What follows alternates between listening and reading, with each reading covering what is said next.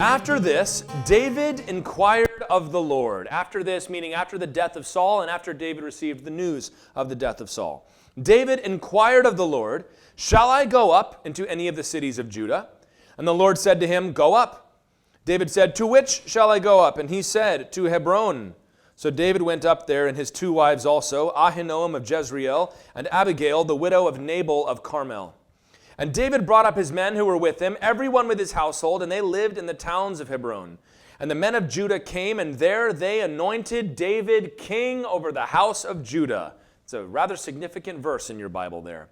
When they told David it was the men of Jabesh Gilead who buried Saul, hopefully you remember that story, that when Saul's body was desecrated and hanging from the walls of the Philistine city, the men of Jabesh Gilead made a raid and retrieved his body and gave him a proper burial. David, verse 5, sent messengers to the men of Jabesh Gilead and said to them, "May you be blessed by the Lord, because you showed this loyalty to Saul your Lord and buried him. Now may the Lord show steadfast love and faithfulness to you, and I will do good to you, because you have done this thing. Now therefore let your hands be strong and be valiant, for Saul your Lord is dead, and the house of Judah has anointed me king over them." But Abner, might want to circle his name, we're going to see him a lot today. Abner, the son of Ner, commander of Saul's army, took Ishbosheth, the son of Saul, and brought him over to Mahanaim. And there he made him king over Gilead and the Asherites and Jezreel and Ephraim and Benjamin and all Israel. Ishbosheth, Saul's son, was 40 years old when he began to reign over Israel, and he reigned 2 years. But the house of Judah followed David. And the time that David was king in Hebron over the house of Judah was 7 years and 6 months. Well, this is after the death of Saul, and David has received word that Saul, as well as his children, including Jonathan, had been slain on Mount Gilboa, and he asked God if this is the right time to return home. David had been hunted down by Saul in the land of Israel for a long time until David left and went to the land of the Philistines and lived there in a village called Ziklag. Well, now that Saul is dead, he inquires of the Lord, is it safe to go home? And he says yes, so he moves his family to Hebron. Hebron is also called in the Bible Kiriath Arba, and it was the ancestral home of Abraham for a time.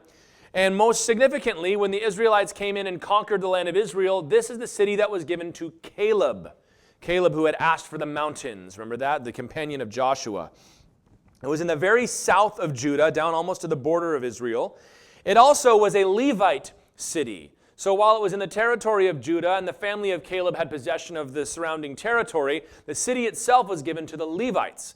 The tribe of Levi did not have an inheritance in the land of Israel. They did not have territory, but there were 48 individual cities that were given to the Levites, and this was one of them, Hebron. It was also a city of refuge, which, if you recall, the Lord made provision in his law that if you killed a man unintentionally, in the heat of passion, accidentally, any such thing, what we might today call involuntary manslaughter, you could flee to one of the 3 cities of refuge. There were 3 on the east of the Jordan and 3 on the west. And there, the avenger, the person coming to kill you, could not take your life. They had to be taken to trial, and you could live there. So this is where we're going. You'll remember that David's wife Abigail was the widow of a man named Nabal, who was a Calebite and lived in the area near Hebron. So he was descended from Caleb, which meant his territory was close to the city of Hebron. And David had married his widow Abigail. So not only was David of the tribe of Judah, his wife was of the clan of Caleb, which gave him some familial ties there. So it made him a rather safe place for him to go and to hide. And it was a safe place, in a matter of fact, because the men of Judah made David king. Samuel had anointed David when he was a young man. It's been a long time since then. But now David has been anointed and crowned as king by the men of Judah. And it says that David was king there for 7.5 years, while this other man, Ishbosheth, was only king for 2. So it is not certain at what point in this 7.5-year period the 2 years of Ishbosheth took place. It could be at the very beginning, but that seems unlikely because as soon as Ishbosheth dies, the men of Israel will all crown David as king. But perhaps there was some time after that. I think that David is likely ruling in Hebron for something like 5 years before Ishbosheth is crowned king. Now, why is there such a delay in anointing Ishbosheth? Well, you have to remember, after the Battle of Mount Gilboa, the Philistines seized a large portion of the territory of Israel. And David was strong enough to keep them out of Judah, but we read that most of the Israelites had fled across the Jordan, which is where Abner, who was depending on how you read it, either the cousin or the uncle of Saul, who was of the family of Saul, he made one of Saul's other children, Ishbosheth, to be king in Mahanaim. Mahanaim the name means two camps. It's the place where Jacob came back from Laban and met with Esau and wrestled with the angel. That was on the eastern shore of the Jordan River. So that seems to be where most of the population of Israel had been transplanted at this point. Also, it could be that he crowned him there because there was less likelihood that David and his men would interfere with this. Ishbosheth is the son of Saul here. And you may wonder, well, why is it that David is trying to become king in the first place? Obviously, the Lord had anointed David and told him he would be king. Secondly, if Israel is in such disarray that there really was no king for 5 years, David ruling over his own tribe would have brought needed stability to the land. Not only that, they had never had a king before. And more than that, they had never lost a king in battle before. So perhaps there was some question over what was to be done. Perhaps the elders thought we get to choose the next king. If you read through American history, a lot of the things we take for granted now were just customs early on. And then the first time something happened, we didn't really know what to do about it. For example, George Washington, who was president for 2 terms, for a long time, that was just the done thing. It was seen as unseemly to run for more than 2 terms until eventually we made that part of the law. Also, when William Henry Harrison died, after like a month of being president, we weren't sure what to do, because there was no provision in the Constitution for who would become president if the president died. So some thought we ought to have another election. Some people thought the vice president should become president. Some people thought the House of Representatives should decide. The council, or the cabinet, thought they should form a ruling council, because of course they did, because they wanted to be in charge. But it was the strong leadership of John Tyler that established what eventually became law, that the vice president would become president, and now we have the succession today. So early on, sometimes these things are in dispute. There is also a very slight possibility, and this is just something I read, and I don't know if it's for certain or not. We're going to read in a little bit about a concubine of Saul named Rizpah, who will feature in this story. It could be, and it's just an idea that you can think about, that Ishbosheth was not a legitimate son of Saul, meaning not born of his wife. It could be that he was a bastard son of Saul by his concubine, and perhaps that is why Abner was reluctant to make him king. But it really doesn't say, so we shouldn't push that too hard. The point is, we now have a divided kingdom. You've got David in the south, Ishbosheth in the north and the east, and the Philistines occupying a much larger swath of Israel than they ever had before. Both of them have claims to the throne. Ishbosheth was the son of Saul. David had been anointed by the Lord, but not only that, he was also the son-in-law of Saul. He had been married to Michal, and that's actually going to be resolved in this passage today. So it wasn't as if he was just claiming this for himself. The point is that we have a divided kingdom, and enemies have been made over men that were formerly allies, countrymen, and friends. And that is going to be what we talk about today. Our subject is how to love your enemies. Because I think that simple word from Jesus is so hard to live out that when we see an illustration of it in Scripture, it's helpful to have something to look at. And David and Abner both are going to show us how you love an enemy. And an enemy, quite simply, is an opponent of yours. It's somebody who has a conflicting interest to you and is willing to pursue those interests even to the point of competing with and fighting with you. This can range from enemies on a battlefield all the way to an enemy within your own family, who you might not ever say that you're going to be firing bullets at one another, but there are cross purposes in your house between you and your in-laws, or you and your sister, or your children, and it seems like there's constant struggle. We have enemies at work. Either within your job, there's just that person that it seems like you're always butting heads and you want the same thing that they want and you're willing to fight for it. It could even be another business, another company.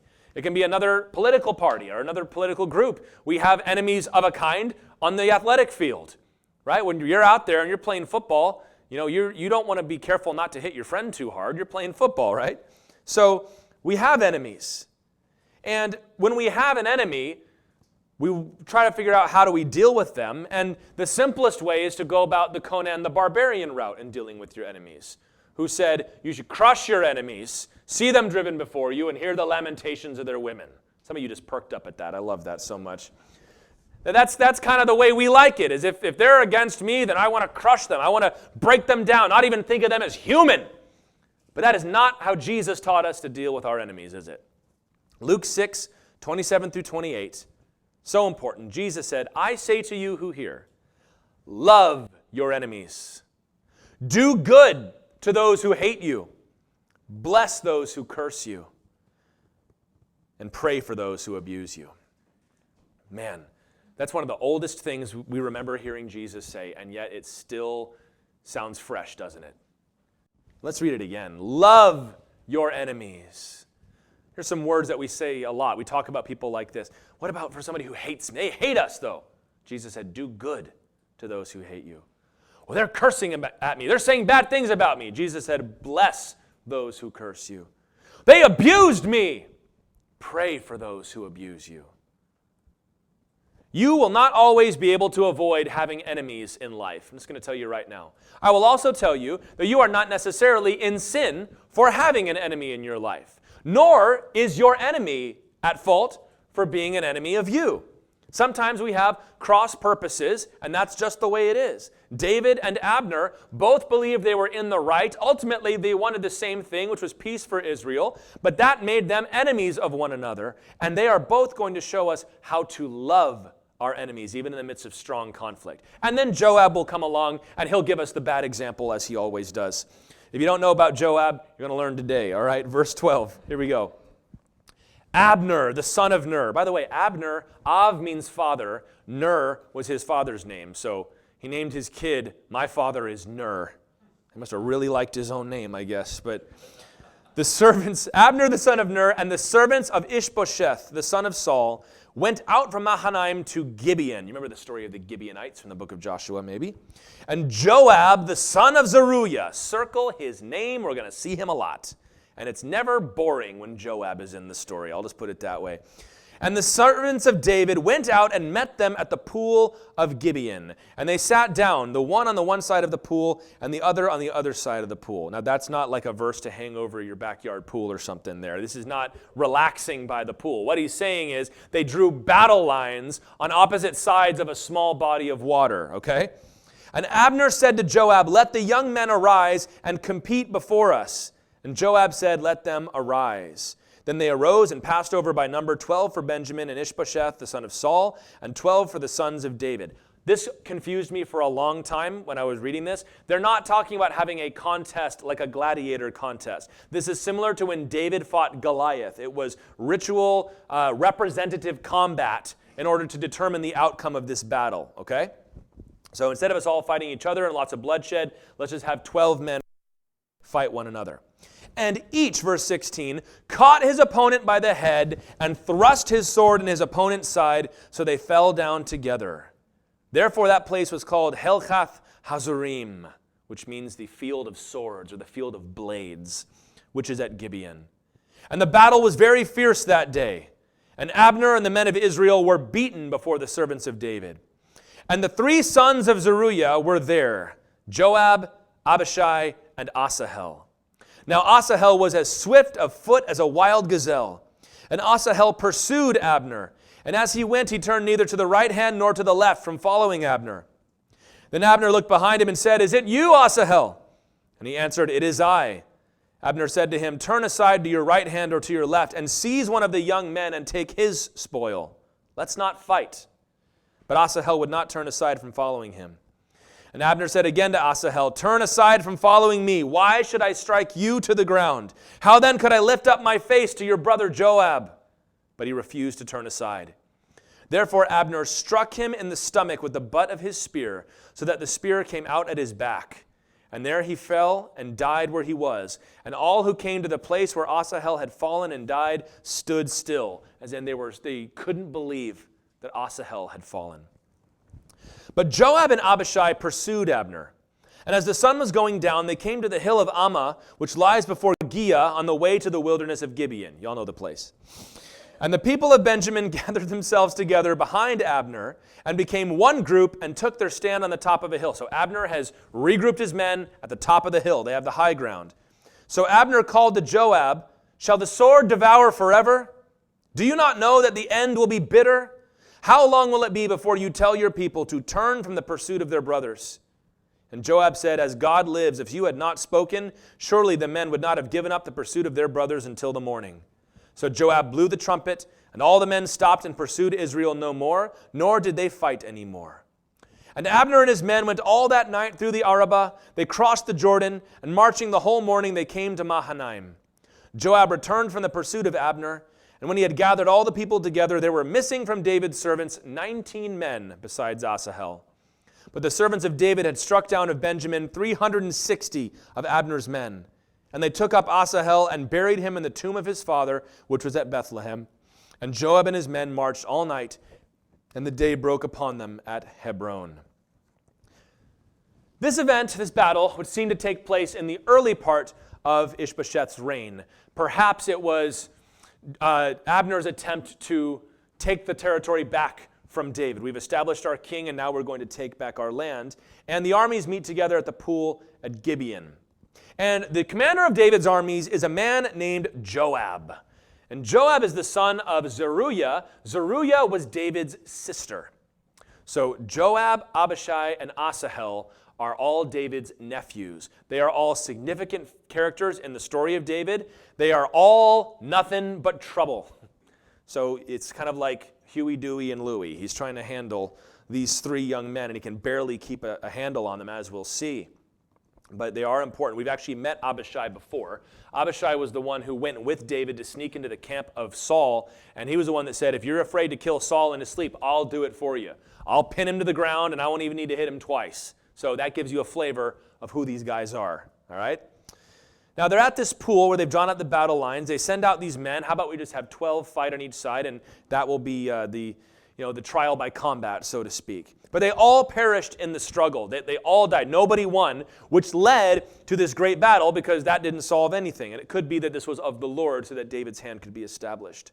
And David's men put to flight the Israelites from the field of swords, or the field of blades as it is.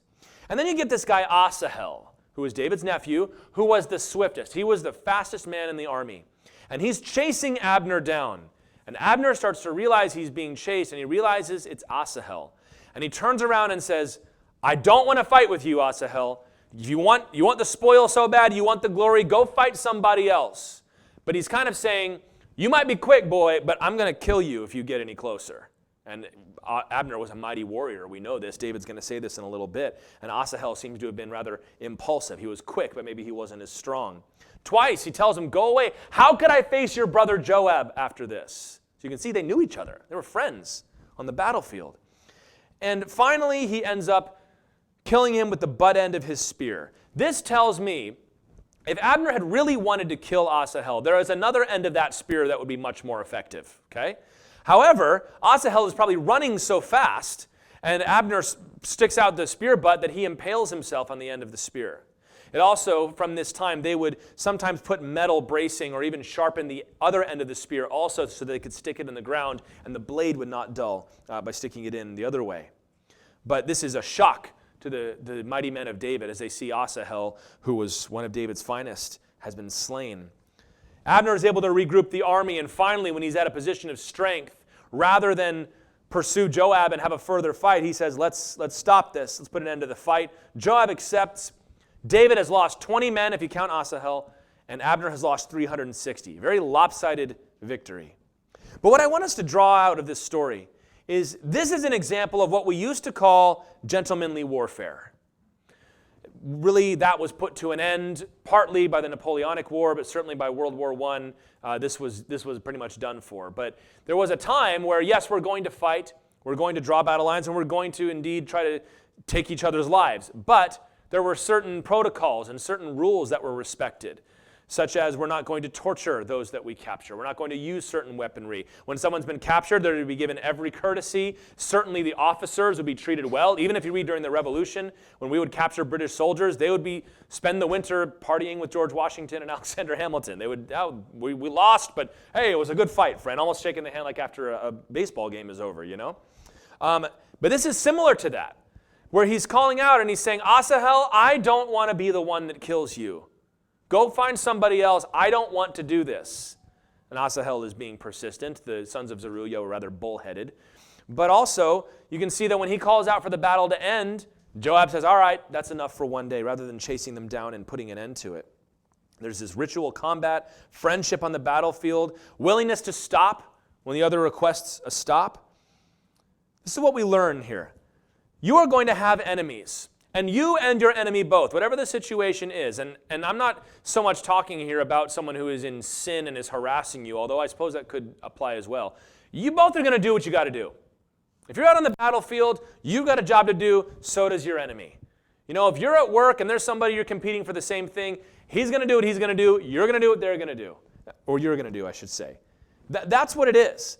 But what we learn from this story is it need not be so personal all the time. It need not be vicious and you trying to rip somebody to pieces and tear them apart. You see this, that Abner is waging war against David. However, when he gets into the battle, he still finds room to show mercy, as does Joab. And this is what the Lord is teaching us. You're going to have enemies, you're going to have adversaries, you're going to compete, and you're going to fight against them. But you must always leave room for that honorable peace, that honorable breaking off of the engagement. I don't want to be the one to hurt you. We both want different things, but I'm not interested in humiliating and destroying you if I can help it. That's how the Bible teaches us to treat our enemies. Romans 12, a lot of great scriptures for us to read today, but Romans 12, 17 through 21, here's what Paul says. Repay no one evil for evil. What does that tell us? That tells us God does not see you as having an excuse to act out when somebody hurts you. Repay no one evil for evil, but give thought to do what is honorable in the sight of all. Honorable. Don't you love that word? It makes you straighten up a little bit. You know, honor. Show honor. If possible, so far as it depends on you, live peaceably with all. The apostle is saying, it's not always going to be possible. You're going to have fights, but you don't be the one causing it, right? Don't walk around with a chip on your shoulder. If you're going to follow Jesus, take that thing off. Beloved, never avenge yourselves. That's just a plain statement from our apostle, right? Never avenge yourselves. But what are you supposed to do? Just let him walk all over me? Leave it to the wrath of God. Aren't you going to do something about what he did to you? No, God's going to handle it. But isn't your God like a teddy bear? Doesn't he only ever do nice things? Oh no, my God is a God of wrath and judgment. There's nothing I can do to that person that will be quite as effective as what my Lord can do to him. The Bible says the Lord sees it as a righteous thing to repay with affliction those who afflict you. It is written, vengeance is mine, I will repay, says the Lord. To the contrary, instead of taking vengeance, if your enemy is hungry, feed him. If he is thirsty, give him something to drink. For by so doing, you will heap burning coals on his head. What is he saying? He says, if your enemy needs help, help him. Why? Because then they're going to go, oh, I can't believe he was so nice to me. I would never have done that to him. What, does he think he's the better man than me? Oh, she thinks she's so perfect, just always helping out. And she knows I hate her guts, and she's still being nice to me. Why is she doing that? That's burning coals on somebody's head, man. Do not be overcome by evil. Meaning, don't let an evil person put you in a position where you are no longer walking in the Spirit. Instead, overcome evil with good. We live in a weird age where we think that you cannot advance the cause of good and righteousness without vicious violence and sin. The Lord will understand. No, Lord said overcome evil by good. There's going to be real, strenuous conflict in your life. But to love your enemies means to allow for concessions even in the middle of the fight. To allow for friendship, even between adversaries. If you've read your Civil War history, you know this took place. That there were friends and brothers and men that had been comrade at arms in previous conflicts against each other on the battlefield. And sometimes they would even go across the lines to catch up with one another. Now, it's hard for us to envision that because all we think of is the historical aspect of it and the moral aspect of it, obviously. But it's just crazy to think that even in the midst of that conflict, there was love going on. And if we can be love in that conflict, then certainly in our petty little problems, right? But not only that, the more you push your enemy, the more unlikely reconciliation will become. Isn't that so?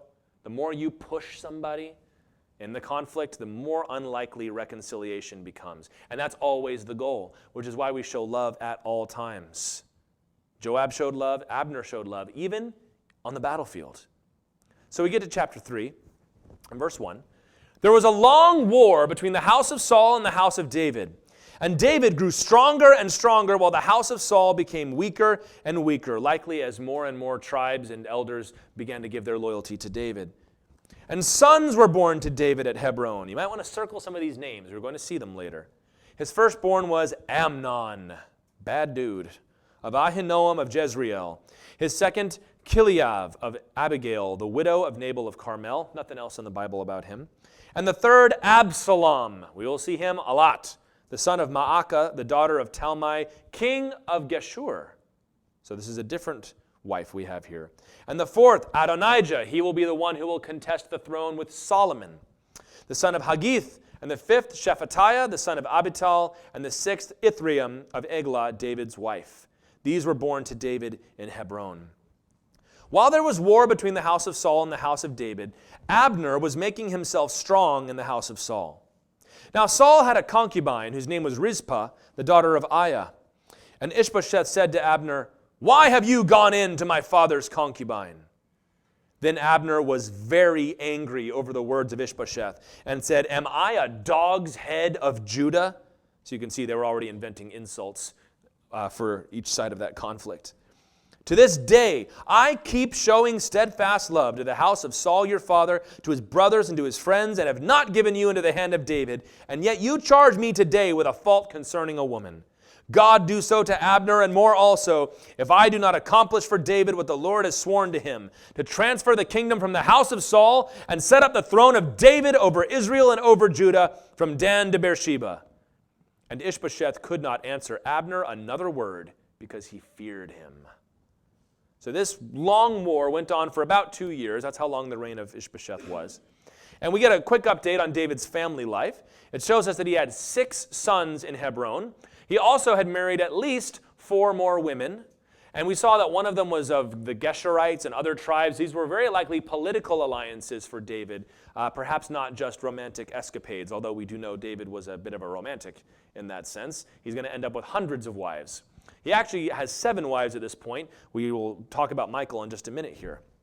But David is prospering is the idea right now. Meanwhile, Abner is rising in the court of Ishbosheth, and Ishbosheth seems to have inherited his father's paranoia. Saul was a paranoid king. He thought David wanted to kill him. He thought Jonathan wanted to usurp him. And now Ishbosheth accuses his general and the one that made him king, also his uncle or cousin, whatever his relationship might have been. He accuses him of a sexual sin. Now, Rizpah was one of Saul's concubines. A concubine was a woman with whom the king had had sexual relations but had not married. And there are a couple different cases this could be. This could have been a woman that he had been with one time, and therefore she was not to be given to anybody else. It also could be that she was essentially another wife, but because there was not enough nobility, not enough status in her life, that she was not permitted to marry the king. It was immoral, and it was not right, but this is a good reminder, this was Middle Eastern culture. There are still multiple wives and such things today, and they were men of their culture, although the Lord would over time correct this. But what he had accused him of doing was having sexual relations with Rizpah, his father's concubine. This is where some think that Ishbosheth might have been the son of Rizpah and Saul, which might have explained why there was a delay in crowning him king and why there was willingness to be a conflict. It's not certain. It also could be that this was an accusation against Abner for trying to assert the throne for himself.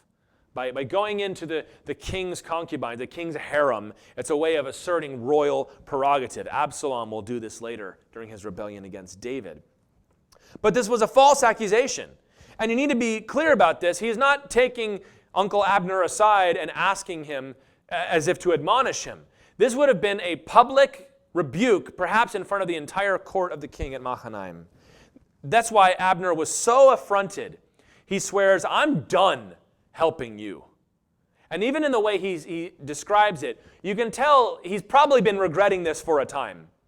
Ishbosheth is paranoid like Saul. You can see how he's afraid of Abner, which is just what you want of a king, right? Is to be afraid of his own servants. But he says that you're a rotten king anyway. David's down there doing great. You're slowly losing the kingdom. I have been the one man holding this all together, and now you're going to accuse me in front of all these people. Who knows what he was trying to do? Perhaps he was trying to depose Abner. Perhaps he was trying to exile him. Who knows? But he says, I am not going to help you anymore. And he left. I'm going to go help David. David's righteousness and his justice and his reign was so admirable that when things went bad for his enemies, they turned to him. That's what loving your enemies gets you. You gain a reputation that people will come to you even if they have been your enemies. Proverbs 16:7, this is a good one to memorize. It says, when a man's ways please the Lord, he makes even his enemies to be at peace with him. Can I say it again? When a man's ways please the Lord, he makes even his enemies to be at peace with him. I bet you as Abner watched David from afar, he probably noticed that David was doing a really good job. David is a good king. And he's able to ward off the Philistines. The people love him. Ishbosheth is over here, and he's no better than his father was. And I have loyalty to him because it's my family, and it was my blood that is on the throne here. But man, maybe it would be better if David was king. But he's not about to break off and be a traitor to his own family. But now he's given such insult that it excuses him to do what he'd been wanting to do for a while. When you love your enemies, they will start to recognize your justice, recognize your kindness, that even though we are adversaries, it's never personal, as I said. They're not trying to ruin my life. They're not trying to ruin my job. They're not trying to take anything from me, although we do have a conflict against one another. They admire your strength. They're not backing down. They're not being weak. But the way they go about this is something that I can admire. I said last service, I love how it seems every former NBA player has their own podcast now. And I love hearing them tell stories back and forth about playing against this guy. What was it like playing Larry Bird or Magic? What was it like playing Michael Jordan? And, we saw the documentary, but what were the Pistons really like? And they'll tell you. They'll straight up tell you. But what I love hearing them say is, oh, we hated playing that guy. I couldn't stand him. We talked trash. We fought on the court. But every time I walked off, I was like, but man, that dude can play. There's that admiration for one another. And then after the game is over, or after their careers are over, they become good friends because there was an admiration for their adversary. Now, I know that's a super low-stakes example, but that's how it is in life as well. These men were at war with one another, and yet they still had respect for each other. And if David had been acting less loving, less honorable, this would never have been possible. David is going to gain the kingdom because his reputation as a king and as a godly man was greater than his adversaries. And when that happens, you open the door for peace. You cannot conduct yourself in such a way that peace is not even possible. I will die before I make up with her. I will die before I tell that man I'm sorry and ask for his help. Don't live that way. On the job, in the home, even if it comes to war, and some of us are staring down the barrel of a gun at an enemy someday, the love of Jesus tells us that peace is always possible. There comes a moment where you might have an opportunity to welcome an enemy. You must be conducting yourself in such a way that they feel prepared and comfortable doing that.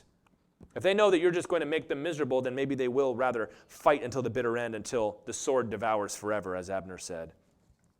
Ishbosheth's pettiness made David's honor seem desirable. So how are you conducting yourself in your life, even before your enemies?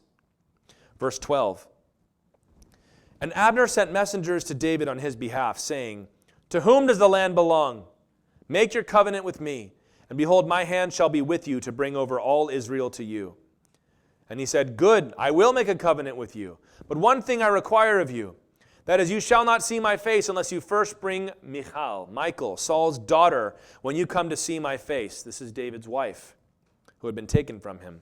Then David sent messengers to Ishbosheth, Saul's son, saying, give me my wife Michal, for whom I paid the bridal price of 100 foreskins of the Philistines. And Ishbosheth sent and took her from her husband Paltiel, the son of Laish. But her husband went with her, weeping after her all the way to Bahurim. Then Abner said to him, "Go, return." And he returned. Don't feel bad for that guy. We'll talk about him in a minute. And Abner conferred with the elders of Israel, saying, "For some time past you have been seeking David as king over you." So you can see they were all fed up with Ishbosheth, and Abner knew it. And so he says, now is the time. Now then, verse 18, bring it about. For the Lord has promised David, saying, "By the hand of my servant David I will save my people Israel from the hand of the Philistines and from the hand of all their enemies." Abner also spoke to Benjamin, which was the tribe of Saul and Ishbosheth. And then Abner went to tell David at Hebron all that Israel and the whole house of Benjamin thought good to do. When Abner came with 20 men to David at Hebron, David made a feast for Abner and the men who were with him. And Abner said to David, "I will arise and go, and will gather all Israel to my lord the king, that they may make a covenant with you, and that you may reign over all that your heart desires." So David sent Abner away, and he went in peace. So David receives an emissary from Abner who says, "All right, I've had enough. What do we got to do to make this thing work? Let's bring the kingdom back together." And David is open to that. But he says, "But there's only one thing. I want my wife back." Now you see her second husband pining for her, weeping after her. "Don't take her away. Don't let her go away from me." I said you should not feel bad for this guy, because Paltiel was an adulterer. Michal had been married to David. And when David had to flee from Michal's father because he was trying to kill her, Saul took Michal and had her marry another man. They had not been divorced. There had been no legal process. Saul took her and put her into an adulterous, bigamist relationship with this man. So when David calls for his wife back, he is asking for justice and for righteousness. Also, if you recall, Michal and David were very much in love when they were first married. Michal especially was head over heels for David. And he wanted her back. And he's going to get her back. Not only, though, was this a personal thing, this was to solidify David's claim to the throne, too. Because he was a son-in-law of Saul. He was of the household of Saul now, as was his wife. So this would probably make it easier for the other tribes to accept David, because the daughter of Saul is going to be the queen. And also, David is going to be raising up, in one sense, heirs for Saul himself. Of course, later on, we see how Michal treats David. You might not think that she was the best choice for David, but this is good that they're getting back. So Abner arranges that. You can see that it is Abner who takes Michal and brings her to David, and not Ishbosheth. I doubt Ishbosheth wanted to do this, but remember, he's afraid of Abner, and he's not really in control of his own kingdom. Abner therefore goes around to all the other elders of Israel, all to the different tribes. He's having councils, he's having meetings. He's saying, "Guys, it's about time we put David on the throne." He says, "I know it's what you wanted to do anyway. I know you're loyal to Saul and you don't want to break away from that, but David's going to be the guy, and I will help you do that." And then when he comes to Hebron, David does not capture him, imprison him, throw him into a dungeon, execute him for daring to raise his hand against the Lord's anointed. He makes him a feast. He celebrates with him. They make an agreement. They make a treaty to unite the kingdom. And I love how these men handled themselves. Abner was humble. He was going to his enemy and asking for peace so he doesn't show up with a bunch of demands. He's also accommodating to what David wanted that was only right. Now, I'm sure there was a lot of back and forth between the two of trying to organize how best to do this, but Abner was accommodating. David, on the other hand, is receptive to the overtures from Abner. He doesn't say, "Get out of here, I'm not receiving a message from you, we don't negotiate with people like you." No, he says, "All right, let's talk it over." However, David was also insistent. He's not just giving up and saying, "Oh, whatever you want is fine." No, he says, "I'll talk about anything, but there's one thing that I will not discuss, and that is I want my wife returned to me." He's a good husband. And I love seeing the two of them come together. They're enemies. They're adversaries. They're both strong men of war. They're men of God. And they come together to make something work. This is how godly people resolve conflict. James the Apostle explains this to us as well in James chapter 3, verses 13 through 18. He opens it and says, "Who is wise and understanding among you?" Let's phrase it like this. Who thinks you're pretty smart and shrewd and knows how to handle people? Who is that? Who is that? Okay, well, here's my word for you. By his good conduct, let him show his works in the meekness of wisdom. Wisdom is meek. Wisdom is unassuming. Do you like that? So that's not how I've learned how to handle people. That's not my wisdom. Well, he has something to say to you. He says, if you have bitter jealousy and selfish ambition in your hearts, do not boast and be false to the truth. This is not the wisdom that comes down from above, but is earthly, unspiritual, and demonic. No shortage of folks online today who want to tell you that true wisdom, true mastery and power over other people comes from jealousy and ambition and strength and stepping on other people and crushing your enemies. But he says that's not God's wisdom. That's not God's wisdom. That's earthly wisdom. That's unspiritual. That's demonic wisdom. For where jealousy and selfish ambition exist, there will be disorder. Any amens on that? That if there's a room with jealousy and selfish ambition, it's not going to go smoothly? Yeah, I've been in those rooms before. I think we all have, right? Where it doesn't matter about accomplishing the goal, it just matters about who gets what and who's recognized for what. And whose idea gets used has nothing to do with who's got the best idea, but who's going to be at the top of the pecking order. And every vile practice. But the wisdom from above is first pure. I like that, pure. Then peaceable and gentle, open to reason. If you got them where you want them, then you push for what you've got. No, open to reason. Full of mercy and good fruits. That means not pressing as hard as I have to if it's not necessary. Impartial and sincere. Sincere. You know, as a church, we've had several times to make various kinds of negotiations for the building and for the land and for all other sorts of things and dealt with different groups. And we take as our approach to all of these things what Paul said in 2 Corinthians, that by the plain, open statement of the truth, we will commend ourselves to the consciences of all men. We're not sneaky as a church. We don't want to be sneaky. We don't want to go around behind people's backs and lie and deceive. We're going to say, this is what we want. Can you give us that? And it's funny because sometimes when we've negotiated with people, the other guy's shaking and baking. Like, oh, watch out, I'm going to do this. I'm going to get this guy involved. Watch out, I'm going to come at you this angle. Watch out, I'm going to spread rumors about you. And we just kind of sit there and laugh. It's like, we're not trying to fool you. We're not trying to deceive you. We're trying to make a deal. And I said, you got to do what you got to do, but all this is unnecessary. And you know what? It has worked for us every time. And even when we have come out on the side and we didn't get what we wanted, there have been other people that have observed how we conducted ourselves in that, come to us later and said, how can I help you? That's what the Bible tells us. That a harvest of righteousness, James concludes, a harvest of righteousness is sown in peace by those who make peace. And this is how David and Abner are conducting themselves. It is so easy to be petty when the time comes. When somebody comes to you and says, I give up, oh, we want to be petty then. That's when we want to really put our foot down and establish our position so this never happens again. When someone apologizes to you, that is not the time for a speech. That is not the time for you to finally say all those things you've been rehearsing in the shower over the last few weeks. But what you would say, I wish I had said, I wish they would come to me and apologize. No, when they say, I apologize, the only thing you need to say is what Jesus says to you when you apologize. I forgive you. Catlin taught our kids, I thought this was very cool, that whenever they have conflict, as our children tend to do sometimes, when somebody apologizes, and it's not like a big moral stand, I like how she's using it to teach the kids. If somebody says they're sorry, and they say, it's okay, she'll tell them, no, don't say it's okay. What they did to you was not okay. What you say is, I forgive you. Because I don't only forgive when what you did wasn't a big deal. We're teaching them, first of all, what you did was not right. And secondly, even though what they did was not right, you're still going to forgive them. I like that. Because it's way too easy to, well, look at this guy. Abner shows up. Have a seat, Abner. We got a lot to talk about. David didn't do that. He threw him a feast.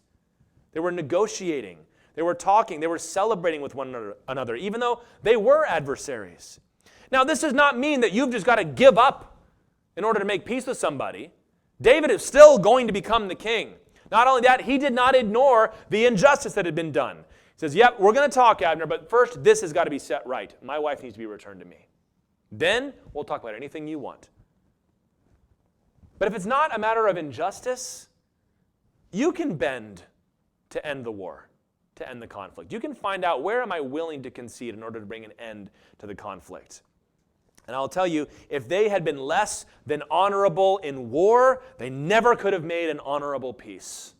If David and Abner had conducted themselves like vicious savages during this battle, spreading terrible lies about each other and kidnapping prisoners and torturing them, and then this never could have happened. I'm not about to negotiate with someone like you. But because they had both conducted themselves honorably, they were able to come together honorably and make peace. But don't worry, Joab's going to ruin it. Verse 22, just then the servants of David arrived with Joab from a raid, bringing much spoil with them. But Abner was not with David at Hebron, for he had sent him away, and he had gone in peace. When Joab and all the army that was with him came, it was told Joab, Abner the son of Ner came to the king, and he has let him go, and he has gone in peace. I'll bet you any amount of money that David had sent Joab away on purpose so that he was not there when Abner was. Because in verse 24, Joab went to the king and said, what have you done? You don't say that to the king, even if he's Uncle King. Behold, Abner came to you. Why is it that you've sent him away so that he's gone? You know that Abner the son of Ner came to deceive you, and to know you're going out and you're coming in, and to know all that you're doing. When Joab came out from David's presence, he sent messengers after Abner, and they brought him back from the cistern of Sirah. But David did not know about it. And when Abner returned to Hebron, Joab took him aside into the midst of the gate to speak with him privately, and there he struck him in the stomach so that he died for the blood of Asahel his brother. Afterward, when David heard of it, he said, I and my kingdom are forever guiltless before the Lord for the blood of Abner the son of Ner. May it fall upon the head of Joab and upon all his father's house. May the house of Joab never be without one who has a discharge, or who is leprous, or who holds a spindle, or who falls by the sword, or who lacks bread. So Joab and Abishai his brother killed Abner, because he had put their brother Asahel to death in the battle at Gibeon. So Joab was not there during the negotiations, and that's probably for the best, all things considered. But when he comes back, he is angry, and he accuses Abner of deceiving David. You idiot! He was your negotiating piece. That's the general of the army. Ishbosheth is a weakling. We could have crushed them without Abner. And you know he only came to spy on you anyway.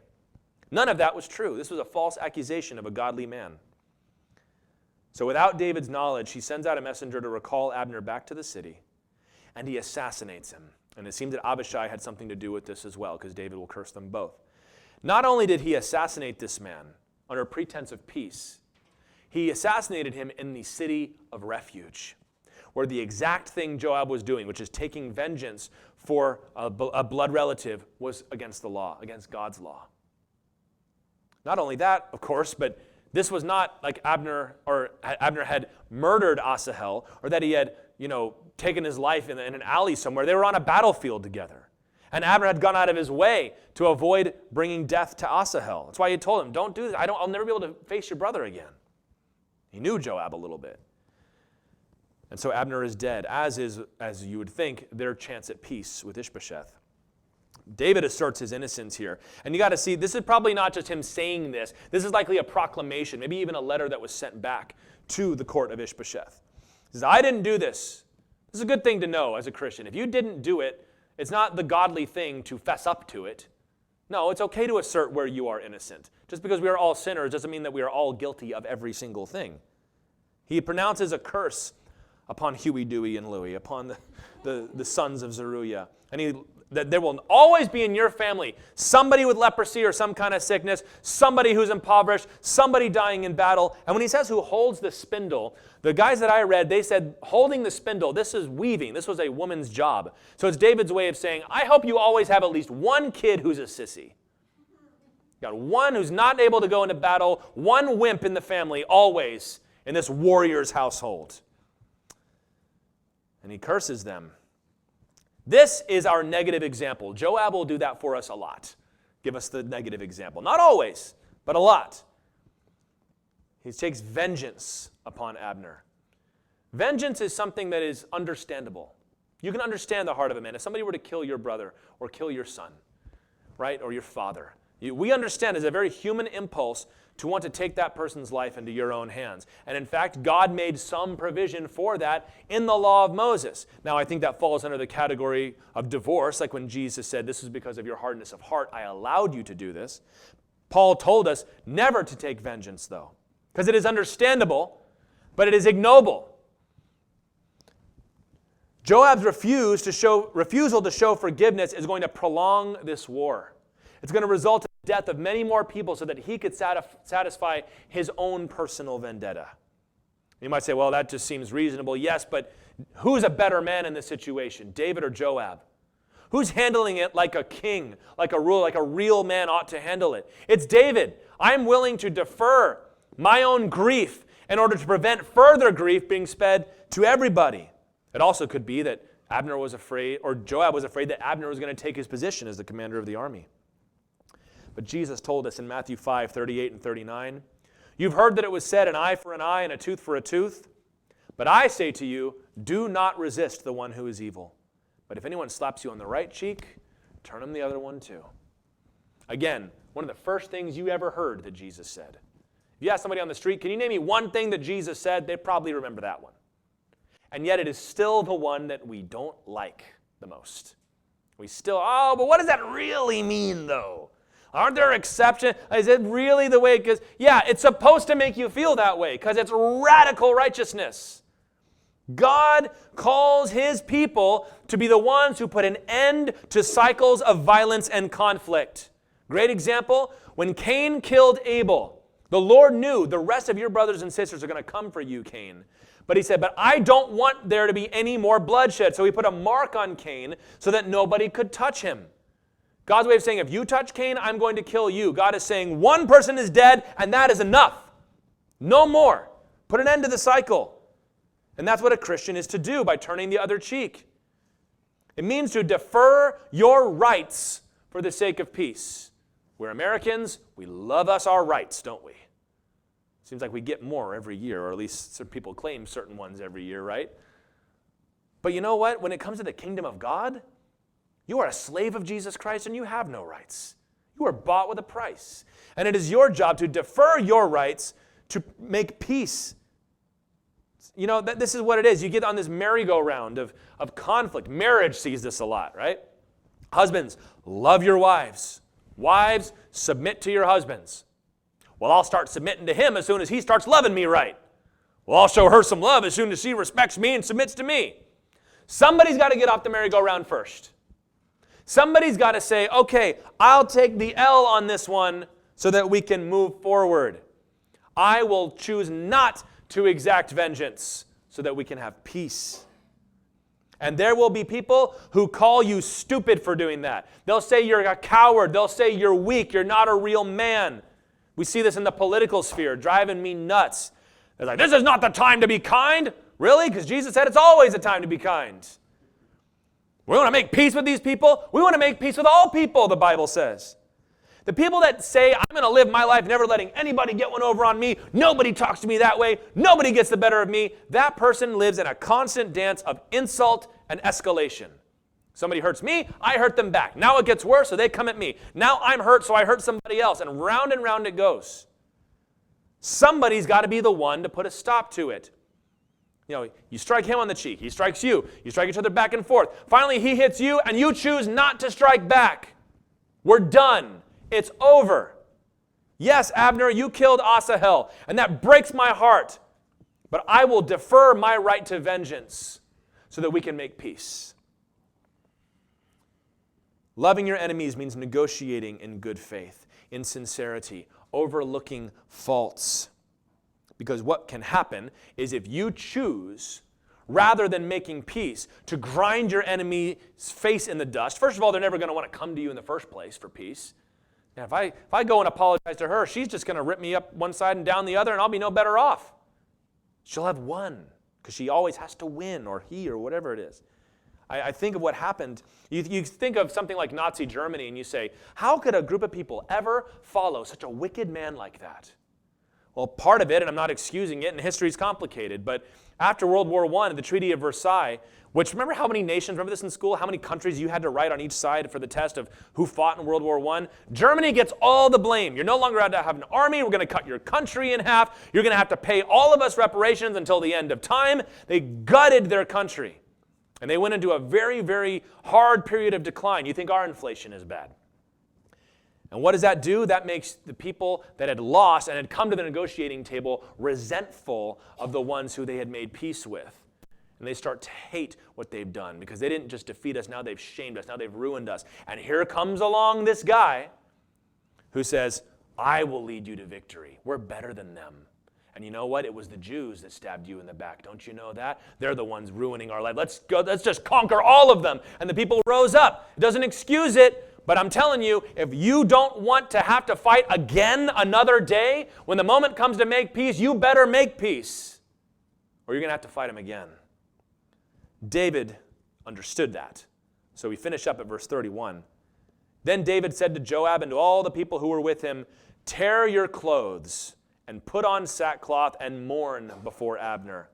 And King David followed the bier. They buried Abner at Hebron, and the king lifted up his voice and wept at the grave of Abner. And all the people wept. And the king lamented for Abner, saying, should Abner die as a fool dies? Your hands were not bound, your feet were not fettered. As one falls before the wicked, you have fallen. And Joab's probably standing right there, and David's like, you get the message? And all the people wept again over him. And then all the people came to persuade David to eat bread while it was yet day. But David swore, saying, God do so to me, and more also, if I taste bread or anything else till the sun goes down. And all the people took notice of it. And it pleased them, as everything that the king did pleased all the people. Wish that it was that way today. So all the people and all Israel understood that day that it had not been the king's will to put to death Abner the son of Ner. Which is important, because who's going to believe David? I didn't do this, Joab did. Oh, sure. Right. But now they understand. And the king said to his servants, do you not know that a prince and a great man has fallen this day in Israel? And I was gentle today, though anointed king. These men, the sons of Zeruiah, are more severe than I. The Lord repay the evildoer according to his wickedness. So when Abner is dead, David immediately orders a state funeral for the general of the opposing army. And he himself led the procession with weeping, lamenting over him. And the gist of that psalm right there is basically, Abner deserved better. He was a great man, a godly man, and he did not deserve to die like that. Even though he was David's enemy. This is what I'm talking about, friends. That's what loving your enemies looks like. And because David fasted and wept and held this funeral for Abner, all the people trusted him again. He regained their trust by loving his enemy. And that is what will open up the door in the next chapter for David to become king of all Israel. Because they loved Abner, and they were not going to sit back and let him be maligned and executed without doing something about it. So when David properly honors his enemy, it makes his other enemies to be at peace with him. And honor is really what today is all about. Honor preserves life, because even in the strength that we must show, there is room for love.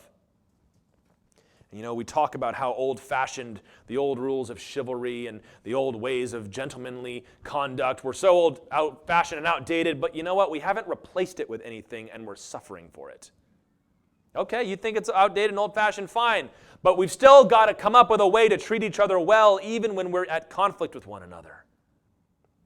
It is really a shame that, I'll speak from one side of the aisle here, that forever it was the right wing saying, all those folks over on the left, all they do is want to cancel everybody and call us all Nazis and tear us all down, and it's not right and it's not fair. But then the second the scale tilts just the teeniest, tiniest bit, they start doing the same thing. Well, they deserve it because they're dirty commies. And we're right back where we started. No one's showing love. Nobody's showing kindness. The people of God have got to lead the way in loving even our enemies. Peter told us, and tells us, I guess, in 1 Peter 3, verses 8 through 12. Finally, all of you have unity of mind, sympathy, brotherly love, and a tender heart. I've seen even Christians, so-called today, saying, we've got to be hard men for times like this. No. Jesus said you need to have a tender heart and a humble mind. Do not repay evil for evil or reviling for reviling. What's reviling? Go pick a YouTube video at random and look at the comments. That's reviling. But on the contrary, bless, for to this you were called. To this you were called, to bless those who revile you. That's one of the reasons God saved you, is to fill the world with people who don't retaliate against stupid stuff, so that you may obtain a blessing. For whoever desires to love life and see good days, let him keep his tongue from evil and his lips from speaking deceit. Let him turn away from evil and do good. Let him seek peace and pursue it. For the eyes of the Lord are on the righteous, and his ears are open to their prayer. But the face of the Lord is against those who do evil. You can either be David and Abner, building an honorable reputation even in strenuous and deadly conflict, or you can be Joab, and you can spread hate. Here's a tip: don't ever be Joab. Don't be spreading your hate all over the world. Don't be spiting the land of Israel so that you can get your personal vengeance. Don't do that. Instead, we should be loving our enemies, giving up our rights so that we can make peace while insisting upon what is righteous. Jesus is the ultimate example. Don't look to men on how to live and how to treat your enemies. Look to Jesus, who as the nails were being driven into his hands said, Father, forgive them. They know not what they do. Do not think you will stand before Jesus and say, I deserved to treat my enemies badly, when he's standing there with holes in his hands and pockmarked scars around his brow where the thorns were pressed for you. He died on the cross for you in love. So therefore, real simple message today, as we've seen exemplified in the life of David, let us love even our enemies.